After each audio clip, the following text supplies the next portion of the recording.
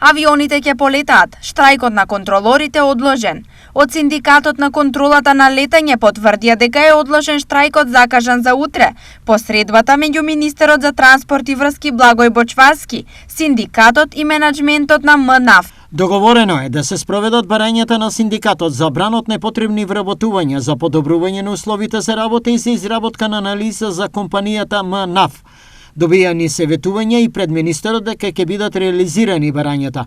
Во наредните 20 на денови ќе се види дали менаџментот ќе почне да ги реализира ветувањата. Штрајкот е ставен во умирување.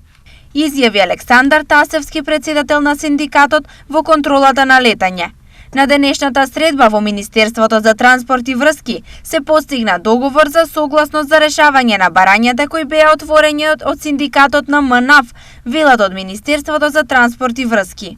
Продолжуваме со заеднички координации да работиме за целосно реализирање на превземените обврски од двете страни. Се согласивме да работиме на подигање на нивото на транспарентноста за сите прашања, се до изработката на студијата која ќе ги даде идните правци за развој на предпријатието. Соопшти од Министерството.